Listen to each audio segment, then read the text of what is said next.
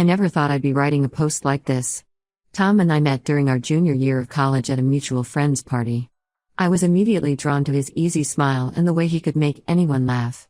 We started dating a few months later, and it felt like we were meant to be together. We had so much in common, both of us were driven, ambitious, and dreamed of making it big in our respective fields. After graduation, we both landed entry-level jobs in the city. I started as a marketing associate at a tech startup, while Tom got a position as a junior analyst at Brennan & Associates, a small but reputable financial firm. We were so excited to start our careers and build a life together. We'd spend our evenings comparing notes on our day, sharing our successes and frustrations. Tom would tell me about the intricacies of financial analysis, and I'd share the latest marketing trends I was learning. A year into our jobs, Tom proposed. It was a perfect moment. He took me to the rooftop restaurant where we had our first date and got down on one knee just as the sun was setting over the city skyline. I said yes without hesitation, and we spent the next year planning our wedding while juggling our increasingly demanding careers. The wedding was beautiful, a small, intimate affair with our closest friends and family. Tom's best man, his older brother Mike, gave a touching speech about how he'd never seen his little brother so happy and how he knew we were perfect for each other. If only I'd known then how Mike would later be complicit in Tom's deception. After the honeymoon, we threw ourselves back into our careers with renewed vigor. I was determined to climb the corporate ladder, and Tom seemed equally motivated. He'd come home excited about new projects he was working on, talking about complex financial models and big clients. I didn't always understand the details, but I loved seeing him so passionate about his work. 2 years into our marriage, Tom came home one day practically bursting with excitement. He announced that he'd been promoted to senior analyst, complete with a corner office and a significant pay raise. I was thrilled for him. We went out to celebrate that night, toasting to his success and our bright future. With our combined incomes, we were able to move out of our tiny starter apartment and into a lovely condo in a trendy neighborhood. We started talking about our future more seriously, discussing when we might start a family, whether we should buy a house in the suburbs. Tom even mentioned that he was on track to make partner at his firm within a few years. Life seemed perfect. Sure, we had our ups and downs like any couple, but overall, I felt like we were living the dream. I was advancing in my own career, recently promoted to marketing manager, and Tom's star seemed to be continually rising at his firm. About 6 months ago, Tom started working longer hours. He'd come home late, often distracted and tired. He explained that he was working on a huge deal that could cement his path to partnership. I tried to be understanding, even when he started traveling more frequently for work. He'd fly out to New York or Chicago for important meetings, sometimes gone for days at a time. I started feeling a bit neglected, but I reminded myself that this was temporary. Once he made partner, things would settle down. In the meantime, I threw myself into my own work and tried to be the supportive wife I thought he needed. Last week, everything changed. My friend Sarah, who works at a competing financial firm, called me out of the blue. She sounded hesitant, almost nervous, as she asked if everything was okay with Tom's job. I was confused. As far as I knew, things were going great. I told her about his impending partnership. There was a long pause before Sarah spoke again. She told me that her colleague Jack had run into Tom at a coffee shop downtown the day before. Tom was dressed casually in khakis and a polo shirt, not his usual suit. When Jack asked about work, Tom had apparently gotten flustered and quickly left. I brushed it off, assuring Sarah that there must be a reasonable explanation. But her words niggled at the back of my mind. That evening, when Tom got home, I casually asked about his day. He launched into a detailed story about a stressful client meeting and a conference call with the New York office. I don't know what came over me, but I suddenly blurted out that Sarah had mentioned Jack seeing him at a coffee shop. The change in Tom's demeanor was instant and alarming. His face went pale, and he started stammering, finally admitting that he'd taken a long lunch break. Something about his reaction set off alarm bells in my head. I started asking more questions about the deals he was working on and his recent trips. Tom got defensive, accusing me of not trusting him. We argued for a while before he stormed out, saying he needed some air. While he was gone, a horrible suspicion started to form in my mind. I went to our home office and started looking through our financial documents. I realized I hadn't actually seen any of Tom's pay stubs or work documentation in years. He always said he handled all the finances because he was good with numbers. With shaking hands, I picked up the phone and called Brennan & Associates. I asked to speak with Tom, and the receptionist politely informed me that no one by that name worked there. Confused, I explained that he was a senior analyst, had been with the company for years. The receptionist apologized but firmly stated that they had no senior analyst positions and no employee named Tom. In a panic, I started calling the numbers of Tom's work friends and colleagues that I had saved in my phone. None of them had heard of him. I even tried the main offices in New York and Chicago that he claimed to visit regularly. No one knew who he was. By the time Tom came home late that night, I was sitting in our dark living room, surrounded by papers, my mind reeling. I confronted him with what I'd learned. For a moment, he tried to deny it, but then he broke down crying. The truth, when it finally came out, was devastating. Tom had been fired from Brennan and Associates 3 years ago. He'd made a serious error in a financial model that cost the company a major client. Instead of telling me, he'd been too ashamed. He pretended everything was fine, getting a low-paying data entry job at a small local business, but telling me he was still at the financial firm. All the stories about deals and promotions were lies. The business trips were fiction. He'd stay with his brother Mike in another city to keep up the ruse. Mike had reluctantly agreed to cover for him, thinking it would just be temporary until Tom found a new job. I was in complete shock. Our whole life together for the past 3 years had been based on lies. All our plans for the future were built on a fantasy. I couldn't believe the man I loved and trusted completely had deceived me for so long. Tom begged me to forgive him. He said he'd been scared to tell me the truth at first, and then the lie just kept growing. He promised to come clean about everything and said we could work through this together. I told him I needed time to process everything. I packed a bag and went to stay with my sister. I'm completely lost and don't know what to do. How can I ever trust him again? Should I give him another chance, or is this betrayal too big to overcome? The life I thought I had has crumbled around me, and I'm left wondering if anything was ever real. Update: when it's been about a month since my world turned upside down, and I'm still reeling from the aftershocks of Tom's deception. I'm staying at my sister's place, trying to make sense of the past few years of my life and figure out where to go from here. After my initial post, I decided to do a deep dive into our finances. What I discovered was even more horrifying than I could have imagined. Not only had Tom been lying about his job, but he'd also been hiding massive debt from me. He'd taken out multiple credit cards in my name and maxed them out. He'd also drained our joint savings account, the one we'd been building up for a down payment on the house, and taken loans against our cars. When I confronted Tom about this financial mess, he broke down again. This time, he admitted to something I never saw coming: he developed a gambling addiction over the past few years. At first, it was just a way to cope with the stress of losing his job and maintaining his lies. But it quickly spiraled out of control. He'd been using the credit cards and loans to fund his habit, always believing he was just one big win away from solving all our problems. I was beyond furious. Not only had he lied about his job and our financial situation, but he'd also stolen my identity and potentially ruined my credit. The man I thought I knew, the man I'd built my life with, suddenly felt like a stranger. Tom swore he'd get help for his gambling addiction. He promised he'd find a way to repay all the debt.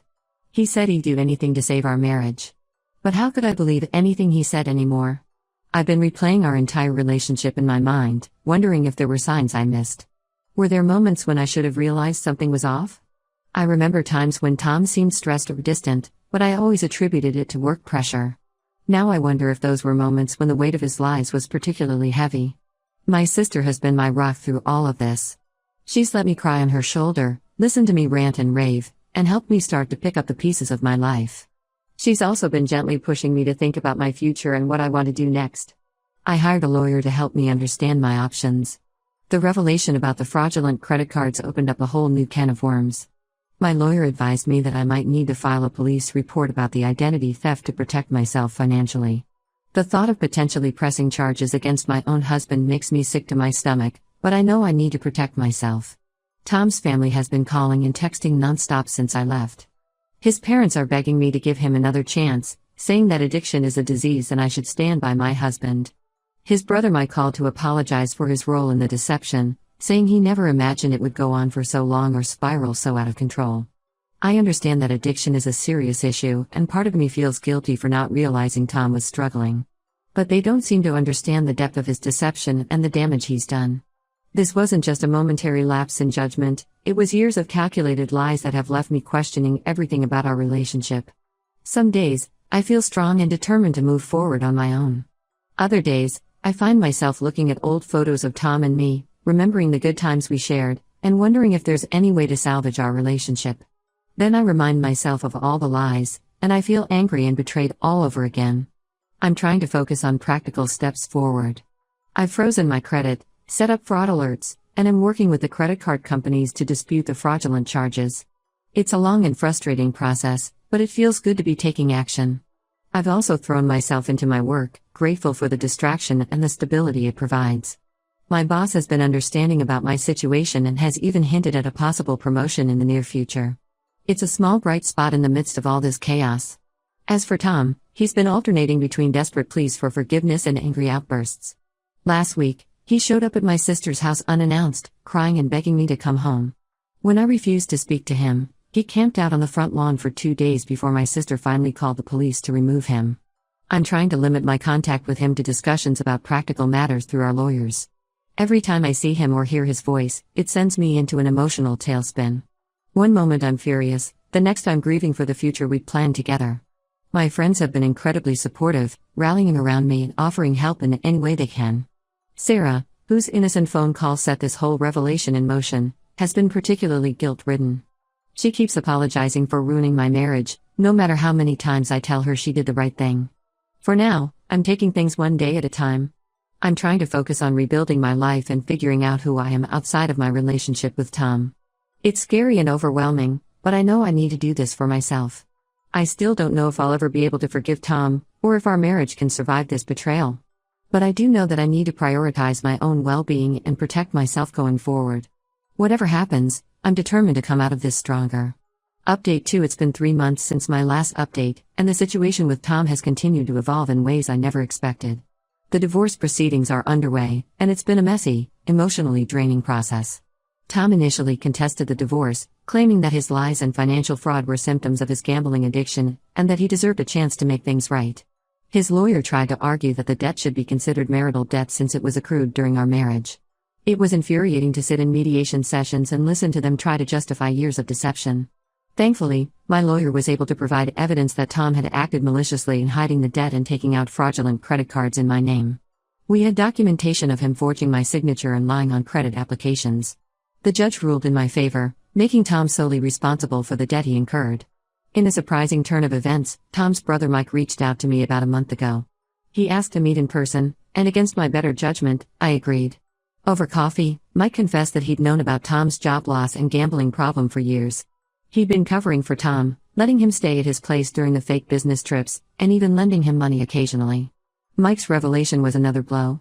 I felt betrayed not just by Tom, but by his entire family who had known the truth and helped him lie to me for years. Mike tried to explain that he believed he was helping Tom get back on his feet, that he never imagined the deception would go on for so long. He said he tried to convince Tom to come clean many times but always gave in when Tom begged him not to say anything. At the end of our meeting, Mike offered to testify on my behalf if needed in the divorce proceedings. He said he wanted to make amends for his role in hurting me. I'm still processing how I feel about his offer. On the financial front, I've made some progress in rebuilding my life. The credit card companies have agreed to remove the fraudulent charges from my credit report, though my credit score took a significant hit. I've been working extra hours at my job, taking on additional projects to prove my worth. My hard work paid off with a small promotion, which has helped me start to rebuild my savings. I've moved out of my sister's place and into a small apartment of my own. It's not much, just a studio in a less desirable part of town, but it feels good to have a space that's all mine, free from the lies and deception of my past. I've been slowly furnishing it with secondhand finds, trying to create a cozy home on a tight budget. The hardest part of all of this has been dealing with the emotional fallout. I've been struggling with trust issues, finding it hard to take anyone at their word. I catch myself doubting even my closest friends sometimes, wondering if they're hiding something from me. I've started seeing a counselor to work through these feelings, and while it's been helping, I know it's going to be a long process. My relationship with Tom's family has become increasingly strained. His parents continue to pressure me to give him another chance, sending long emails about the power of forgiveness and the importance of marriage vows. I've had to block their numbers to maintain my sanity. It hurts to cut ties with people who were like second parents to me for so long, but I know it's necessary for my mental health. As for Tom himself, his behavior has become increasingly erratic. Some days he sends me long, rambling apologies, swearing he's changed and begging for another chance. Other days, he lashes out, blaming me for ruining his life and threatening to drag out the divorce unless I agree to his terms. His mood swings are exhausting and only reinforce my decision to end our marriage. Last week, I ran into one of Tom's former co-workers from Brennan and Associates at a coffee shop. She recognized me and awkwardly asked how Tom was doing. When I explained that we were divorcing, she seemed uncomfortable and quickly made an excuse to leave. It made me wonder how much his old colleagues knew about his firing and whether anyone had ever considered telling me the truth. Despite all the chaos and heartbreak, there have been moments of growth and even joy over the past few months. I've reconnected with old friends I'd lost touch with during my marriage. I've started taking a photography class at a local community center, rediscovering a passion I'd put aside years ago. It's a small thing, but capturing moments of beauty in the world around me has been surprisingly healing. My sister suggested I join a support group for people dealing with divorce, and while I was skeptical at first, it's been incredibly helpful. Hearing other people's stories and sharing my own has made me feel less alone in this struggle. It's also given me perspective. As terrible as my situation is, I'm grateful that Tom and I didn't have children to complicate things further. For now, I'm taking things one day at a time. Some days are harder than others, but I'm slowly starting to see a future for myself beyond this mess. I'm not ready to think about dating or new relationships yet, but I'm no longer spending every night crying over old photos and wondering what might have been. The divorce proceedings are ongoing, and there's still a lot to be settled. But I'm hopeful that soon, this painful chapter of my life will be behind me, and I can start fresh. Update 3: It's been 6 months since my last update, and I'm relieved to say that the divorce is finally finalized. The past half year has been a roller coaster of emotions and legal battles, but it's over at last. In the end, the judge ruled entirely in my favor. Tom is responsible for all the debt he incurred, including the fraudulent credit cards. He's also been ordered to pay me a significant sum in damages for the financial and emotional distress he caused. I'm not holding my breath on or seeing that money, but the ruling itself feels like vindication. Tom didn't take the ruling well. He had a breakdown in the courtroom, shouting that I was ruining his life and that he'd never be able to repay the money. The judge had to threaten him with contempt of court before he calmed down. It was a surreal and honestly frightening moment, seeing this man I once loved become a stranger before my eyes. The day after the hearing, Tom's brother Mike called me. He sounded worried and upset as he told me that Tom had disappeared.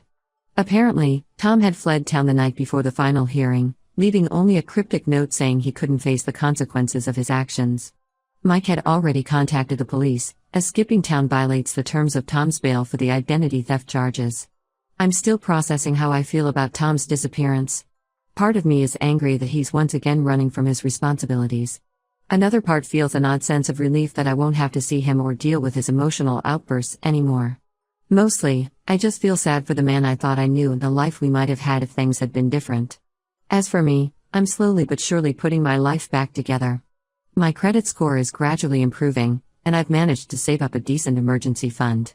The promotion I mentioned in my last update has opened up new opportunities at work, and I'm excited about the direction my career is taking. I've kept up with my photography class and have even started selling some of my prints at local craft fairs. It's not much money, but the creative outlet has been invaluable for my mental health. I'm thinking about starting a blog to share my photos and maybe write about my experiences, not just the divorce, but my journey of rediscovering myself. The support group I joined has become an important part of my life. I've made some good friends there, people who understand what I'm going through in a way that even my closest friends and family can't. We meet for coffee outside of the official meetings sometimes, and it's nice to have a group of people I can be completely honest with about my feelings. I'm not ready to date yet, but I'm starting to feel hopeful about the future again. This experience has taught me a lot about resilience and self-reliance. While I wouldn't wish this ordeal on anyone, I can see how it's made me stronger and more self-aware. There are still tough days, of course. Sometimes I wake up in the middle of the night, panicked about finances or the future. I still have moments of anger and grief over the years I feel were stolen from me. But these moments are becoming less frequent and less intense. For now, I'm enjoying the peace and honesty of my new life. It may be simpler than the life I thought I had with Tom, but it's real, and that makes all the difference. I don't know what the future holds, but for the first time in a long time, I'm looking forward to finding out.